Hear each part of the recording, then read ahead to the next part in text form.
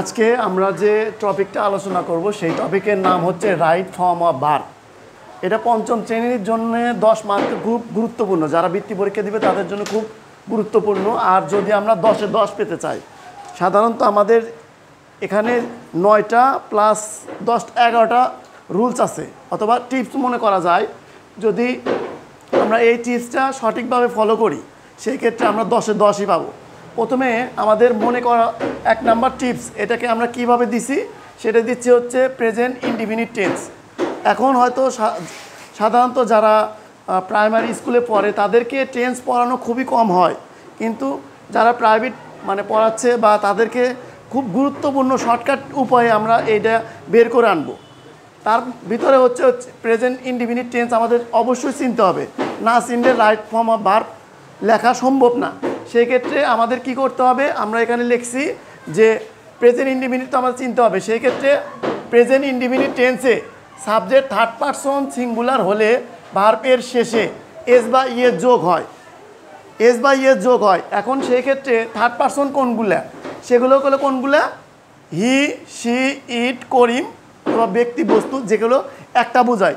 সেক্ষেত্রে আমরা বুঝবো যে এটা হচ্ছে সাবজেক্ট থার্ড পারসন সিঙ্গুলার। আর সিঙ্গুলার হলে ভার্বের সাথে কি বসে, এস বা ইএস যুক্ত হয়। এখন এখানে প্রশ্ন করা যায় যে কোন জায়গায় এস যুক্ত হবে, কোন জায়গায় ইএস যুক্ত হবে। তাহলে আমরা কোন জায়গায় ইএস যুক্ত করব আগে এটাই বলি। কোনো কি ভার্বের শেষে কি থাকে, এস, এস অথবা ডাবল এস, তারপরে এস এইচ এক্স, তারপরে জেড অথবা সিএইচতে স, তারপরে যেমন ও থাকিলে, যেমন ও, এগুলো থাকিলে পারে আমরা কি যোগ করব, এস, কি যোগ, এস যোগ করব নাকি ইয়েস যোগ করব, ইয়েস যোগ করব। আর এগুলো না থাকলে এস যোগ করতে হবে। তাহলে এটা আমরা একটা ধরে নিলাম।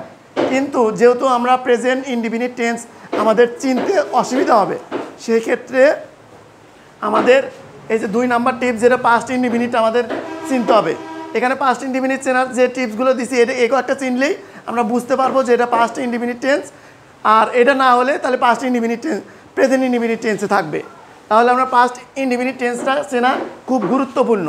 সেটা হচ্ছে বাক্যের মধ্যে ইয়ে স্টার্টে থাকবে, আগেও থাকবে, লং আগো অথবা লাস্ট নাইট অথবা last week, last month, last year, এগুলো থাকতে পারে। এগুলো থাকলে আমরা কি বুঝবো, যেগুলো পাস্ট ইনডিফিনিট টেন্স। অথবা কি থাকবো, অতীতের কথা থাকতে পারে অথবা সময় থাকতে পারে। তাহলে এগুলো দেখে আমরা কি বুঝবো, যেগুলো পাস্ট টেন্স। আর এগুলো যদি না থাকে তাহলে আমরা কোনটা ধরবো, প্রেজেন্ট ইনডিফিনিট টেন্স। তাহলে এই দুইটার ভিতরেই কিন্তু আমরা প্রেজেন্ট এবং পাস্ট ইনডিফিনিট টেন্স ক্লিয়ার করলাম। সেক্ষেত্রে কিন্তু আমার পুরো টেন্সটাও পড়ার দরকার হলো না। এই দুইটা যদি আমরা কমপ্লিট করি সেই ক্ষেত্রে কিন্তু আমাদের পুরো টেন্সটাই পড়া হবে। পুরো টেন্স পড়ার তো কোনো দরকার নাই মনে করতেছে, কারণ আমার অভিজ্ঞতা থেকে আমি বলতেছি, যতগুলো প্যাসেজ সলভ করছি এই দুইটা টিপস যদি মনে রাখা যায়, প্রেজেন্ট ইনডিফিনিট টেন্স এবং past tense. Present indefinite tense যদি আমি নাও পারি, এই পাস্ট টেন্সের যে সূত্রগুলো আছে এই সূত্রগুলো আমি যদি ব্যবহার করতে পারি বা ধরতে পারি, তাহলে এটা যদি না থাকে, যেমন ইয়ে স্টার্টে যদি না থাকে, কোন টেন্স হবে, প্রেজেন্ট ইনডিফিনিট টেন্স। আর প্রেজেন্ট ইনডিফিনিট টেন্স হলে পারে হি, সি, ইট, এই সাবজেক্টগুলো বা করিম বা ব্যক্তি একটা বুঝাইলেই তার সাথে ভার্বের সাথে এস বা ইয়েস যুক্ত করা যায়। কোন জায়গায় এস বা ইয়েস যুক্ত করা যায় সেটার নিয়ম আমরা বলছি, ঠিক আছে। তারপরে আমরা বলি S, double S, S H X, Z, C এইচতে স, তারপর ও থাকলে আমরা ইয়েস যোগ করব, আর এগুলো না থাকলে এস যোগ করব। এখন এই দুইটা তো আমার গুরুত্বপূর্ণ ছিল, এই দুইটা শেষ। এখন খুব সিম্পলভাবে যে কাজগুলো আমাদের ফলো করতে হবে, এখান থেকে 3 থেকে যে পর্যন্ত 9 পর্যন্ত দেওয়া আছে, এটার ভিতরে খুব গুরুত্বপূর্ণ এগুলো দিয়ে বেশি থাকে। যেমন আমরা মেন কথা হচ্ছে কি, আমাদের অ্যাম ইজ আর, এটা মনে থাকবে, সাবজেক্ট তো থাকবেই, সমস্যা নাই। সেক্ষেত্রে am is R, am is আরের পরে যদি আমরা ভার্ব পাই তাহলে কি দেব, ভার্বের সাথে আইএনজি দেব। আমরা যেটা বলি সেটা একটু লক্ষ্য করে শোনো, ঠিক আছে। তাহলে অ্যাম ইজ আরের পরে যদি আমরা ভার্ব পাই তাহলে কি করব, ভার্বের সাথে আইএনজি দেব। তাহলে এটা একটা গেল।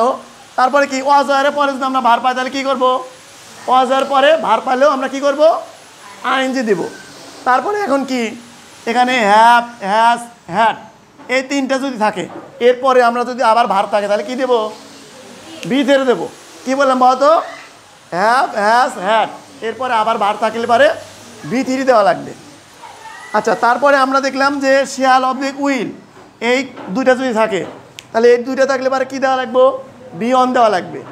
তারপরে আমরা যদি বাক্যে ডু, ডাজ, ডিড এই তিনটা ব্যবহার করি, কী কী ব্যবহার করি?